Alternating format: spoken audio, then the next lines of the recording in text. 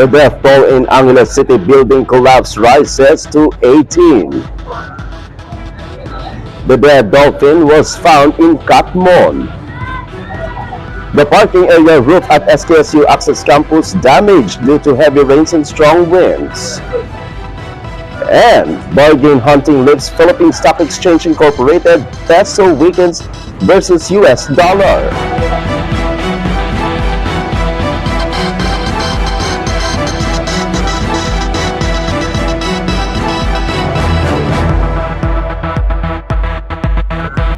Good evening, I'm Apolinario, 30 Dignadi si Valencia, and this is Philippine Headlines. In Luzon, the death toll in Angeles City building collapse rises to 18. The death toll from the building collapse in Barangay Balibago in the city of Angeles, the province of Pampanga, has climbed to 18 after responders recovered additional victims earlier this morning. According to the Unified Command, the 18th victim was successfully extricated from beneath the debris of the collapsed structure this morning after several hours of meticulous rescue operations. Based on reports from authorities, rescue teams had earlier identified the victim's possible location. Responders immediately conducted careful debris removal and access operations to create a safe passage toward the suspected location of the victim beneath the thick rubble. The personnel utilized various equipment, including heavy machinery, to expedite the search while minimizing additional risk to those involved in the operation. After several hours of the careful excavation and debris removal, the victims' remains were finally recovered, adding to the number of fatalities in the incident.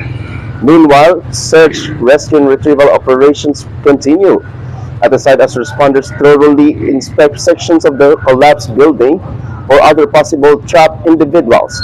Authorities are also continuing the investigation to determine the cause of the structural collapse and prevent similar incidents in the future. In Visayas, the dead dolphin was found in Katmon. A dead dolphin was found along the shoreline in Barangay San Jose in the municipality of Katmon, the province of Cebu, on the morning of June 1. The reports indicated that the fishing net was found tangled around the dolphin's tail, which is believed to have possibly contributed to its death. The marine animals such as dolphins can suffer fatal injuries or drowning when entangled in fishing gear. Authorities have not yet released additional details regarding the incident.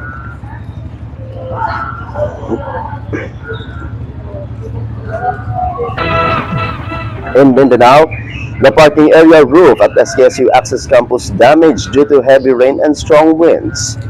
The roof structure located in the parking area of the SKSU or Sultan Kudarat State University Access Campus in Barrio Dos in the city of Tacurong, the province of Sultan Kudarat, was reportedly damaged due to heavy rainfall and strong winds experienced in the area.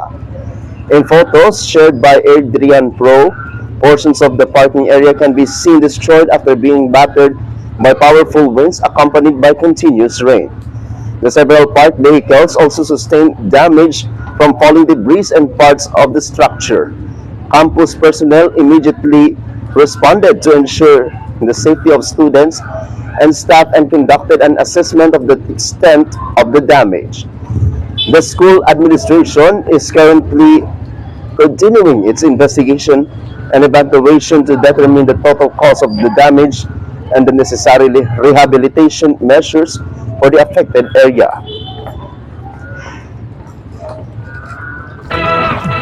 In the other news, Brigada Eskwela kicks off. Bayanihan spirit for the new school year begins. The DepEd or the Department of Education Secretary led the National Brigada Eskwela 2026 kicks off today. This year program highlights the collaboration between the Department of Education or DepEd and the Department of Labor and Employment or DOLE through the TUPAD program. Under the initiative, DOLE has allocated funding for a cash for work program that will help prepare schools for the opening classes. The kicks off also coincided with the Yakap and Kalinga Caravan conducted in partnership with to help ensure the health and well-being of teachers students, and their families. Various government agencies, private sector groups, and partner organizations also took part in the event, providing support and implementing programs that will benefit schools across the country.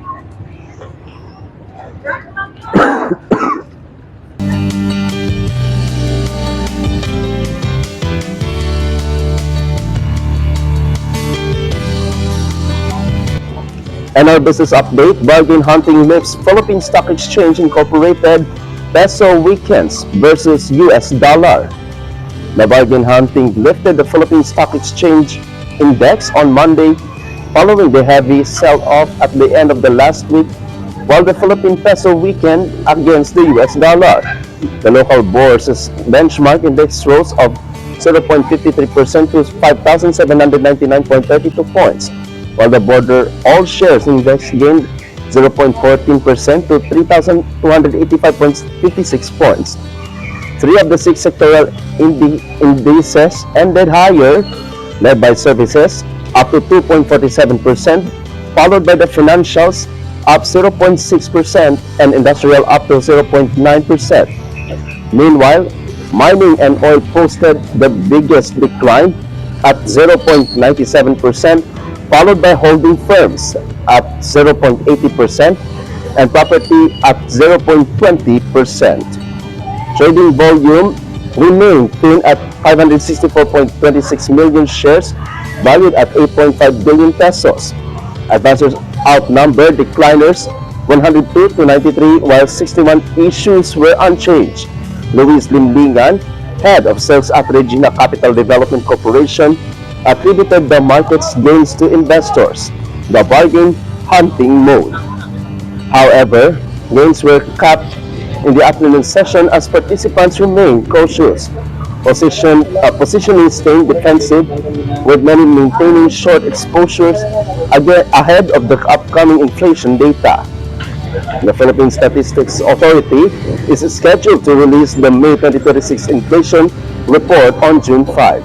Meanwhile, the local currency depreciated to 61.74 against the US dollar from 61.59 at the close of trading last Friday. The peso opened Monday's session as 61.65, weaker than its previous opening level of 61.42. It traded within a range of 61.65 to 61.75, bringing the day's average exchange rate to 61.72. Volume in the foreign exchange market declines to $998.9 million from $1.71 billion in the previous session.